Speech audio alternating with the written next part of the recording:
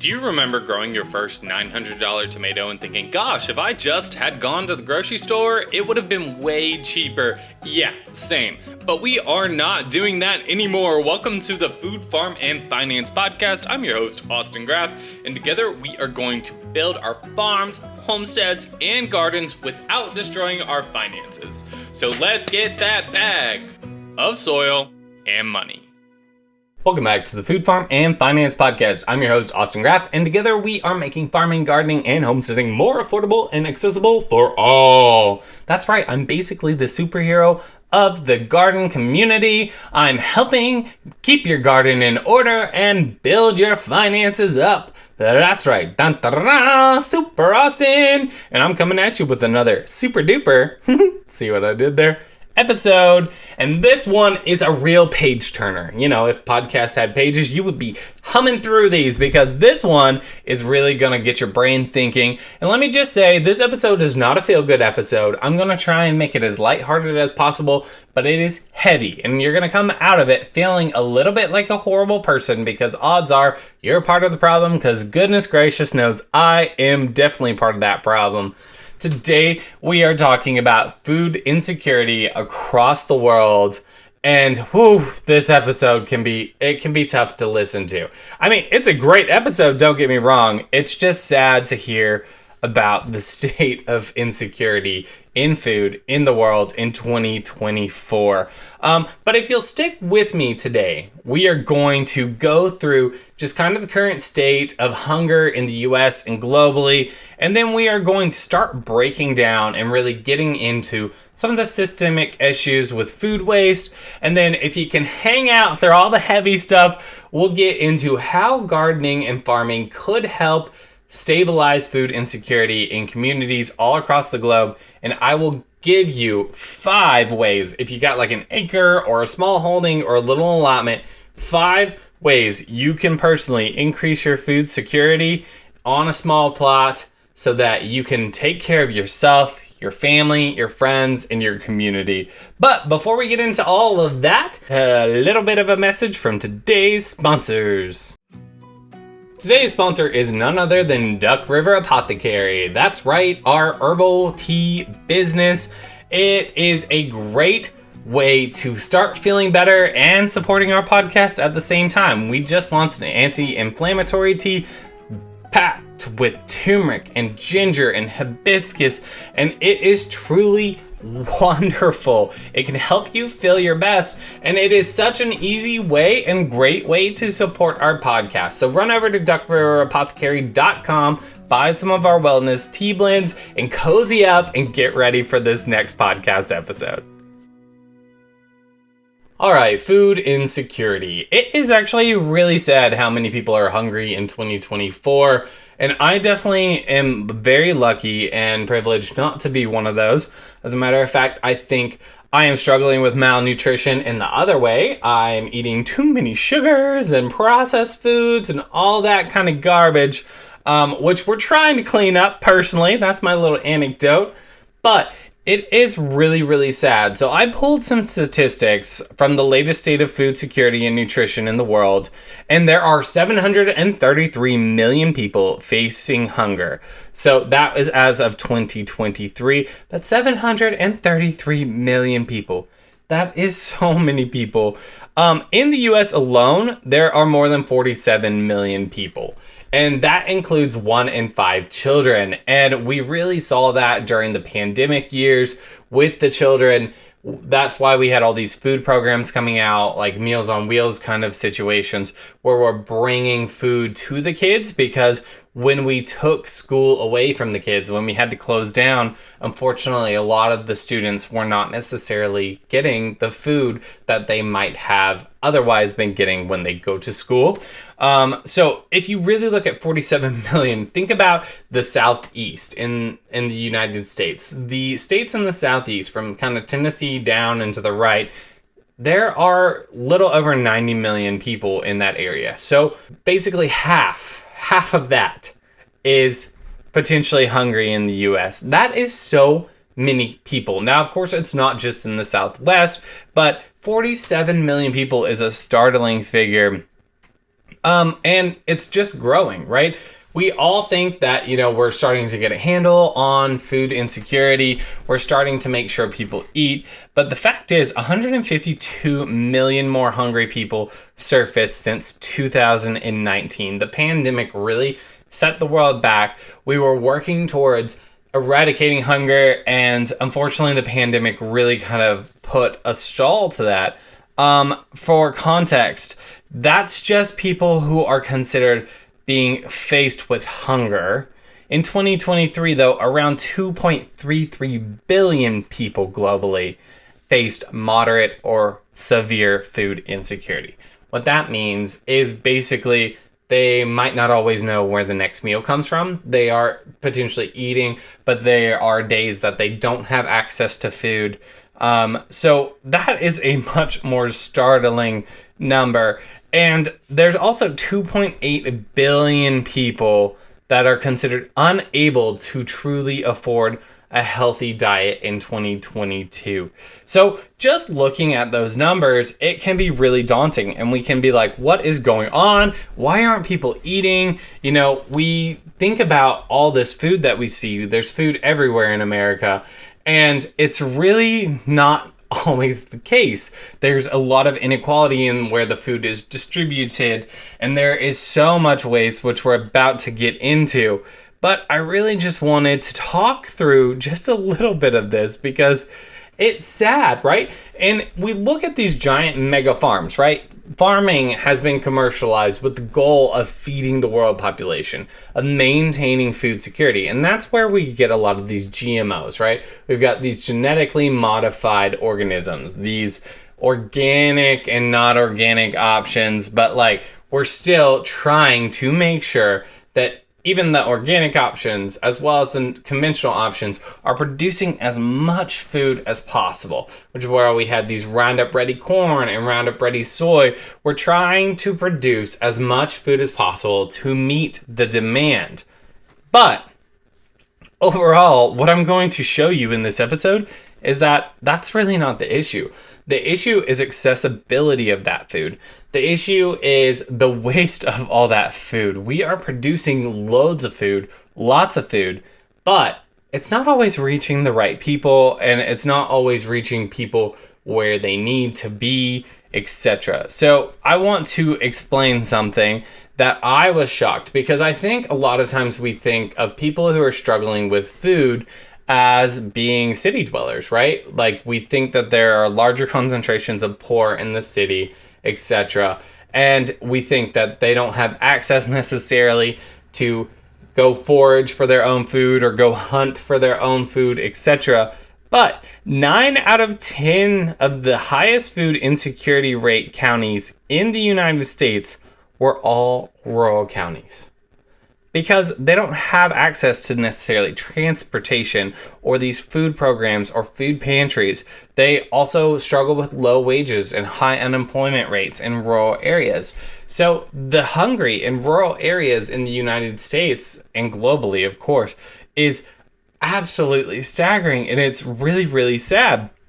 And we like to think as rural communities as these bread baskets, these places that are just overflowing with food, and they have a wealth of, animals that could be hunted, fish that could be fished, food that could be foraged, and then there's farms everywhere. But the fact is, a lot of these communities are producing loads of food, but they're producing corn, which people aren't eating corn day in and day out, and they're going into a commercial food system that doesn't necessarily spit that food back out to that rural community. And it's just really a shame. We have lost a lot of what historically we would have been producing at home, right? Because you think rural communities would be best positioned to avoid food insecurity because they have the space to create a garden. They're not sitting in apartments. They're not sitting in concrete jungles. They could have some chickens. They could have a cow potentially. But that's not what we're seeing. We're seeing really, really poor rural communities with the highest food insecurity rates. And really, I think one of the things that is really most startling when we look at food insecurity is actually the waste. because the fact is we have a lot of food. There's so much food. So no one should be struggling with food insecurity or lack of food.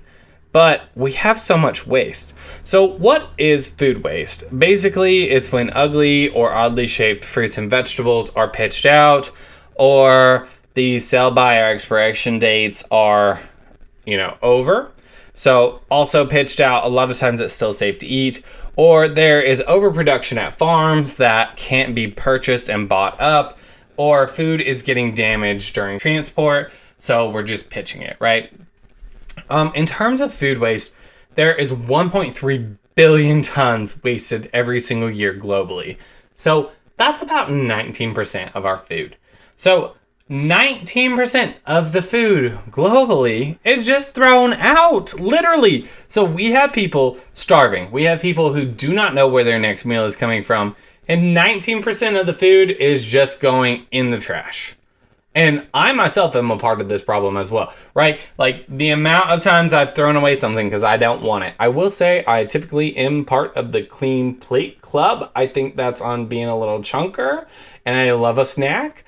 But my point is that most of us are throwing away a lot of food. We buy vegetables, we buy produce, and we are a little overzealous, right? We have this concept of like, I don't want to go back to the grocery store. I don't want to run out of stuff. So we just buy.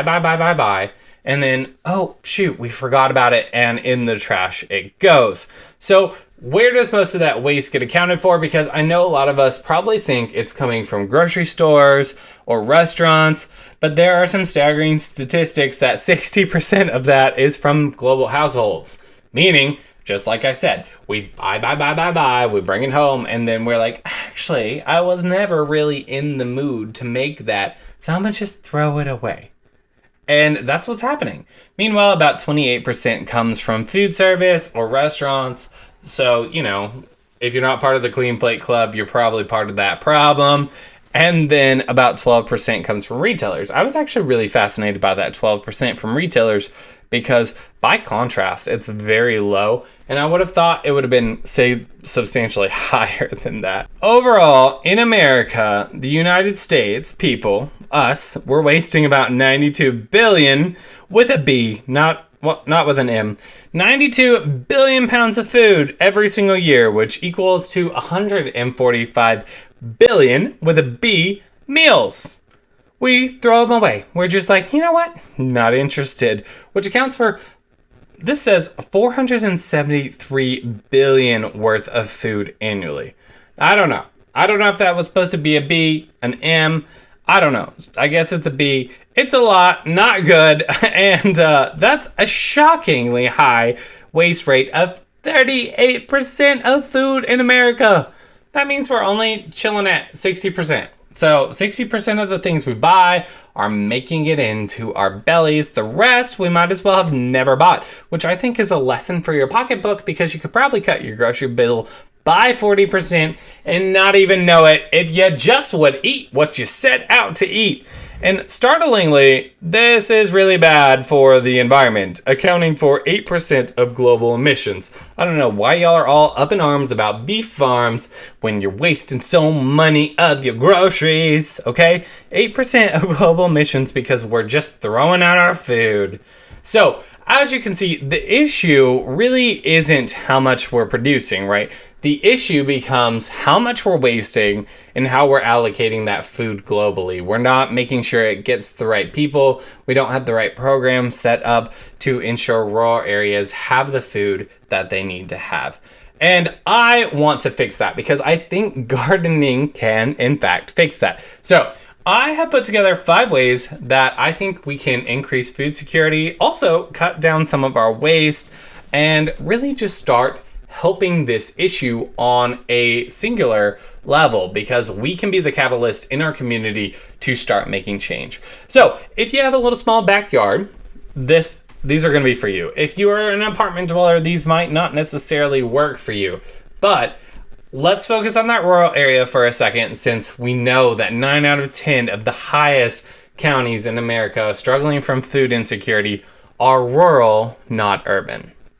So number 1, we're going to get some chickens, okay? We are going to get maybe 3 chickens, not more, not less. I mean, you can have more if you want more, but 3 chickens is perfect because 3 chickens can pretty much eat off of your household waste. So a backyard chicken can eat around 1.6 pounds of household waste, totaling around 82 pounds a year. So a flock of 3 is going to hammer down 246 pounds of waste. As an average household, that means a lot of the waste you're producing can just go right into the chickens, and you can be producing eggs from that waste. It is a nice full circle closed loop. You don't have to worry about it, and it is a great way. If you get the right chickens, you're going to be rewarded with almost an egg a day. And I mean, 3 eggs a day is a substantial increase, right? So at least you maybe be able to have an egg sandwich, right? You're gonna get some protein. So I think chickens are an excellent way to increase your food security on a very small scale. Next up, we've got grow potatoes. Now, I want to say this because I believe that growing potatoes is excellent. They have very, very high yields. You don't have to have tons of space to grow tons of potatoes. I think I did the math, and I think it was about 40 potato plants met my whole household's needs, which is a lot, of course, but that's for a whole year. And you can store the potatoes. And what I love about potatoes is potatoes are a great carb source. So unlike growing grain or even rice, etc., those are incredibly manually intense, and a lot of these you have to have good, strong systems to harvest these off. Potatoes, on the other hand, are very doable. So if you live in a climate where you can grow potatoes, it's very doable for you to grow them, put them in the ground, dig them up yourself, preserve them all year long, and really, really offset a huge amount of your nutritional needs. Next up, this one's very, very controversial because they're so stinking cute. But we got rabbits. And I'm not talking about having like a cute little pet fluffy rabbit. I'm talking about raising meat rabbits. So when we're looking at meat, you can very, very easily see that the more mainstream meats are beef, pork, chicken.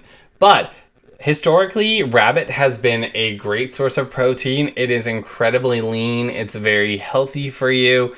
And what's great about rabbits is rabbits thrive on grass, meaning similar to like a cow that you have running grass fed, you could potentially get away with producing a good chunk of your own feed for the rabbits by growing grass and harvesting your own hay for the rabbits potentially. But rabbits reproduce really quickly, and you can produce tons and tons of meat in incredibly small spaces.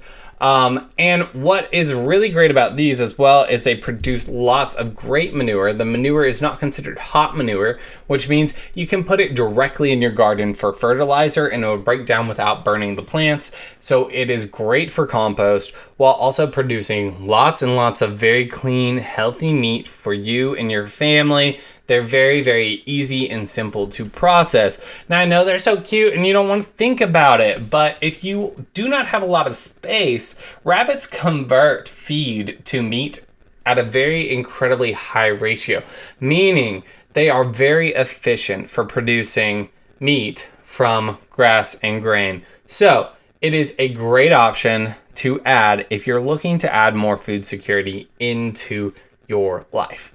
Next up, we got square foot gardening. So, huge advocate for square foot gardening, you all know, but basically you can grow loads and loads of vegetables and produce in just a very, very small square footage. So, we're largely growing things up, over, we're trellising, but we're doing very intensive planting methods, and we're just gonna start growing some of our own produce. It doesn't have to be all, just start, because as you start, you'll find that you will have a lot more food security if you're just growing some stuff, right? Just being intentional, growing very cheap, affordable square foot gardens. And then this one might be better if you have a bit more space, but I think planting perennial food producing items is huge for food insecurity. So I'm talking about your asparagus, fruit trees, any kind of fruit plant, any kind of rhubarb, strawberries, things that are going to come back year after year. there is a larger upfront investment and they do take up a lot of space. But I think in terms of food security, they are a great option because you just will occasionally, you'll like go out there and it'll be spring and it'll be like, oh my gosh, asparagus are in. Yes, pop off. And then you'll go out and you'll have loads of apples that you could potentially store over winter, etc. Now, I want to say with all of these things, right, with everything with gardening and knowing about how much food waste is in the communities across the US and across the world, don't just garden to garden. Garden to grow food and then use that food. Preserve the food, share the food, donate the food. Someone needs the food. There is 1 out of 5 children that is hungry. Odds are you know at least one of them.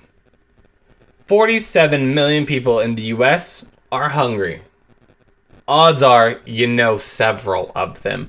So do not just grow your garden just to grow a garden and to say you've done it, okay? Be intentional, can your produce, preserve your produce, and preserve all of the bounty that you're working really hard to produce, and then share it.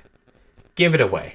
I know that seems like you're the one who worked so hard on it. You're trying to build food security for yourself, but give it away. If you are food secure, give it away when times are good, right? So I know this episode was maybe not the most fun, but it's a real good commentary on the state of agriculture right now. So we often think that agriculture is just not producing enough food, but the fact is we are wasting way too much food and we're not allocating it to the right people and we're not getting it where it needs to go.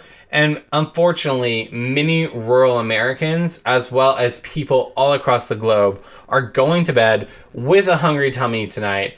And I think we could do so much, and you can be the change. If you are that person going to bed hungry tonight, message me. I will send you some seeds, and we will get you gardening, and we will get you on the path to increasing your food security. Until next time, guys, I hope you found this very educational. Like, subscribe, share the podcast, tell everyone you know about it, and if someone you know is struggling with food insecurity, maybe send this to them and maybe give them the resources. Share with them some tools to get growing, to start combating that food insecurity by growing their own food. That's what this whole podcast is about. So I hope you loved it. Until next time, bye.